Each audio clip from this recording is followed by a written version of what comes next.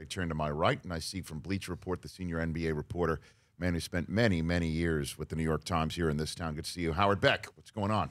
Good to see you, Rich. Thank you. I'm honored to be in the seat that was occupied by Brian Koppelman just 24 hours ago. This is awesome. Yes. I'm not sure I'm worthy. You're a Billions fan as well? A huge Billions fan, and also, of course, a huge Wire fan. So the fact that Michael K. Williams will be in later, and we're not going to cross paths, kind of bumming me out. It's okay. Timing's everything in life. But I'm pleased to have you here right now.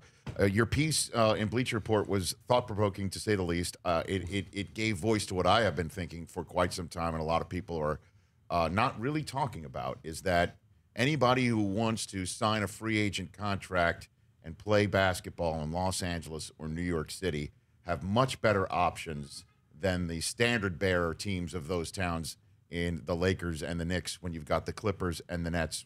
What's been the feedback and the fallout that you have seen from your piece? No feedback or fallout as of yet. I'm sure there were probably a few people who were not quite happy with the results of my reporting because of the folks that I interviewed around the league, obviously all anonymously, other executives, scouts assessing the four teams.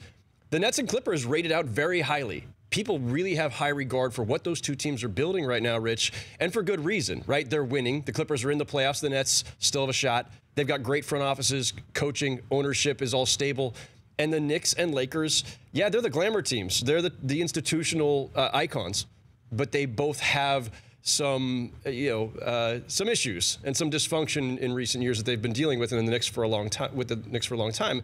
I'm sure that those organizations weren't pleased with the story. I haven't heard anything back, but to your point, if you're a free agent this summer and there are some big ones, yeah, you've got options that you never would have had before because the Clippers and Nets were always either afterthoughts or a punchline, both, and they're actually both in a very healthy spot right now. Well, that also assumes that players who are free on July 1st to go on a free agency tour are susceptible to being wooed, that they can be brought into a team, can be pitched by a team like the Nets, like the Clippers, and say, choose us because of X, Y, and Z. Clippers can put Jerry West out there. The Nets can put, obviously, their last couple of years' track record out there. Rick Bucher, colleague of yours and mine in our industry, is saying Durant's a done deal to the Knicks. What do you say on that front? Well, I will say this. I think it's hard to say done deal when we're in, April. But even if you rolled back to February, January, if you asked around the league at any time this season, the consensus is too light of a word. The overwhelming opinion of people around the league is, yes, Kevin Durant is leaving the Warriors after the season, and he's going to New York. Now, the NBA grapevine is very active, and it's sometimes right and it's sometimes not. And sometimes you wonder if it's a game of telephone and everyone's just sharing the same tidbits of information. I've never heard it this definitive on a player's future as I have with the idea of Durant to the Knicks. It's everyone you ask, and there is certainty. Now, when I say certainty, I mean that's what the people, executives and scouts will tell you.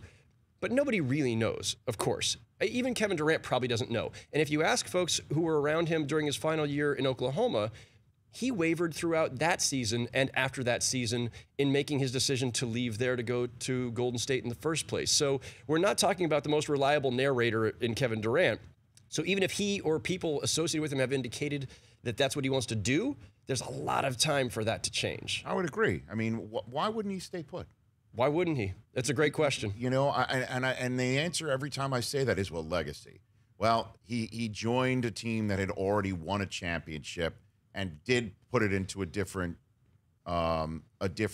stratosphere, but that's just because he's as good as he is and everybody else is as good as they are. He joined the team that beat him. Yeah. And he needs to create his own spot, his own legacy in his own new town.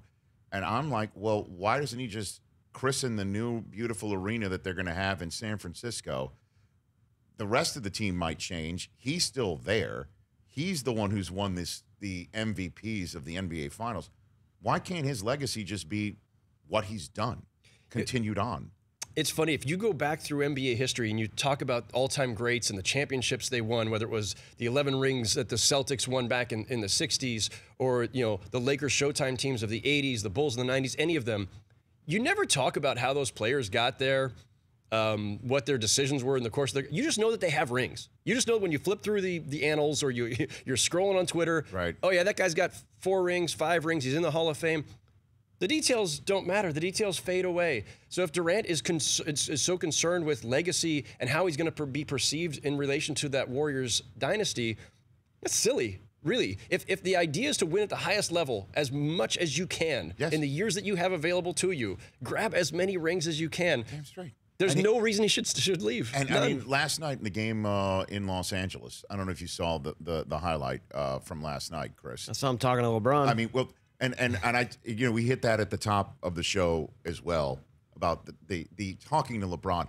It's nuts that these two guys who absolutely definitely have each other's cell phone numbers would choose in public on the floor of Staples to cover their mouth and say, hey, you going to come here to Los Angeles? This is July 1. Like, that conversation, if it's is had elsewhere. I don't know what they're talking about. I think what they're actually doing is they're pulling up the thing and they're going, hey, if we both do this, people are going to wonder what we're talking about. And they're laughing about it. Yeah. But that was one item from last night. Another one was Steph Curry behind the back, no look, full court pass to Durant, wide open for a bucket.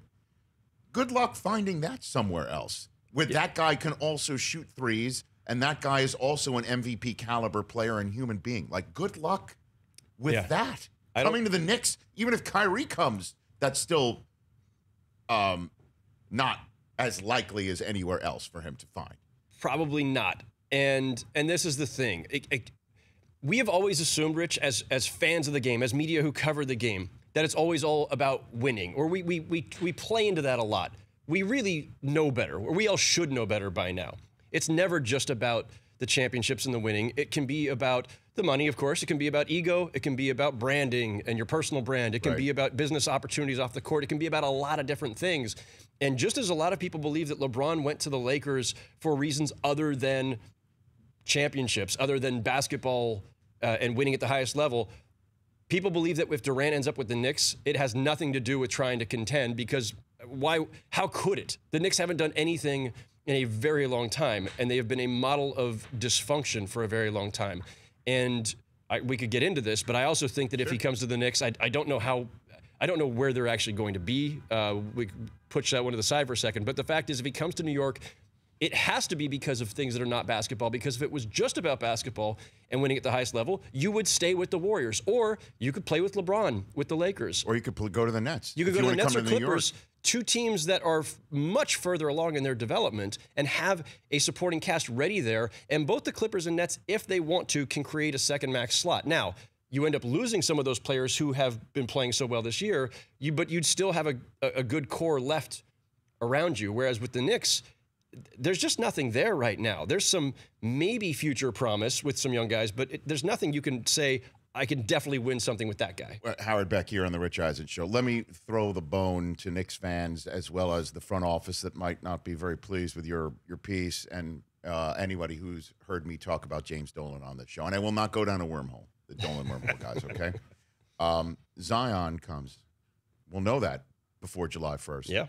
Kyrie wants to come back to this area. He does make that decision. He calls Durant. You go, I go. Let's go play with Zion. I mean, that's the best case scenario for the Knicks.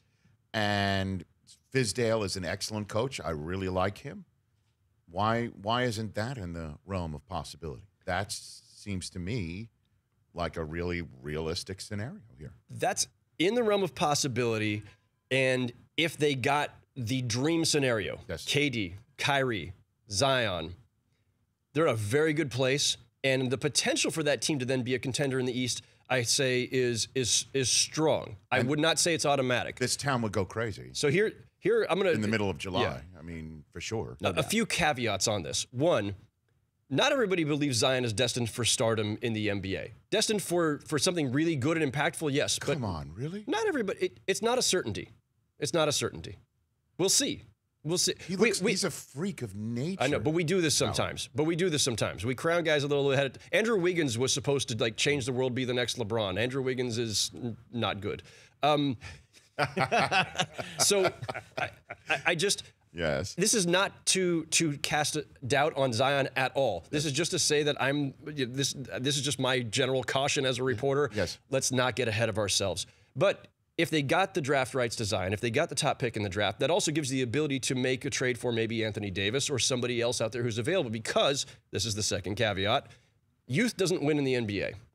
It just doesn't. And if Kevin Durant and Kyrie Irving are coming to New York to the 2 max slots that are open with their 2 max salaries, yes, by the math, I think means, okay, now you're maxed out. You have no more cap room. So you've now renounced the rights to DeAndre Jordan, your only veteran player who has any experience at a high level. So you're starting from scratch with the rest of the roster. Mitchell Robinson looks really good, but he's young and he's still kind of raw. Dennis Smith Jr., a lot of doubts about him around the league. Kevin Knox, there's some troubling signs through his rookie season, and I've heard a lot about his lack of motor from inside that building. So you need a supporting cast, and KD and Kyrie know this better than anyone. KD, Kyrie, and Zion as a rookie, exciting, but are they going to be able to win at the highest level immediately? I don't know. Youth doesn't generally win. Can you flip Zion for AD or other high-powered elite talent who are veterans? Can you turn Kevin Knox and some picks into veterans? Because you're going to need a veteran cast. If you're going to try to take down, and let's just assume stability with the rest of the top of the East. Let's assume that the Bucks keep their supporting cast. You want to knock off Giannis in that group? You're going to need a veteran crew. You want to knock off Philly if they keep Tobias Harris and Jimmy Butler and still have Embiid and Simmons? You're not doing it with a bunch of kids. You want to compete with Toronto if Kawhi stays? You're not doing it with a young roster that you're just taking off the scrap heap with what's left of your, like I said, you don't even have cap room. You have cap exceptions at that point, minimum salaries. They need to put together a full team, not just a couple of stars. We've seen this in the NBA. Just 1 star is never enough. 2 stars and a bad supporting cast can get you knocked out in the first round. Look at the Oklahoma City Thunder. They've got Russell Westbrook and Paul George, 2 of the top 10 players in the NBA, arguably. Mm-hmm. They're going to finish in the 7th or 8th slot in the West, and they're probably out in the first round. And look at the Lakers. They've got LeBron and a bunch of young players that we have no idea how that's going to all work out. Howard Beck at Bleacher Report here on the Rich Eisen Show. Let's finish up our conversation with the Bucks. They did clinch best record throughout in the NBA.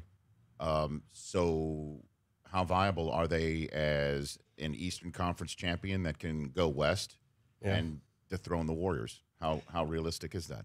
This is what I love about the Bucks, Rich, and about this season in general. Now that LeBron is out of the East and we've seen this wide open race now, yes, the Bucks can emerge and should be the favorites to emerge for obvious reasons. They got the top defense, one of the top offenses, best record, all that. But Philly and Boston, yes, I still believe in Boston, and Toronto are all legit to come out of the East as well. We'll see how it plays out. Matchups will have something to do with it, health, luck, all that stuff. What I love about the Bucks in particular, though, is that they might just upend this super team era. We are so used to this now, where you have to have 2 guys, 3 guys. In the case of the Warriors, 4 guys. The Bucks have 1. All due respect to Chris Middleton, who made the All-Star team. And the rest of that cast, good players. But no, this is not Wade, LeBron, and Bosh. This is not Curry, Durant, Green, and Clay. This is Giannis and a perfectly calibrated supporting cast with the exact right coach who got the most out of them. And if they can emerge from the East, that's a victory already for small markets and for teams doing it a different way. If they can somehow push the Warriors, and yes, I'm assuming the Warriors, if they can push them to 6 games in the finals, if they can somehow beat them in the finals, we need that. We need somebody to finally prove there's a different way to win, that there's an antidote to the super team, because not everybody can build a super team, and especially smaller markets or the non-glamour markets, as I call them. They need a different formula. They need to know that it's possible to have any hope, because it's tough in today's NBA, especially when guys are conglomerating in the big markets. And you got the Bucks owner on your pod? He's coming on your pod? Mark Lasry coming on the podcast today. Yes, looking forward to it. And his name was mentioned by Brian Koppelman, bringing this whole thing full circle. It all One of the co-creators of Billions, saying that he and David Levine, the co-creators who were on the show yesterday, reached out to him to just get into the mind of a billionaire and what's it like to be in that stratosphere. They've consulted with a bunch of them, including Mark Lasry, and I will be asking him about that at length, of course, on the podcast, because all roads eventually lead back to billions, as we know. I agree. Thanks for coming on in person, Howard. Absolutely. Love having you. Let's keep chatting throughout the playoffs that are going to begin very shortly. Again, check out all of Howard's stuff on Twitter at Howard Beck, at Bleacher Report as well, right here on The Rich Eisen Show on BR Live. The Rich Eisen Show, weekdays at noon Eastern on Audience.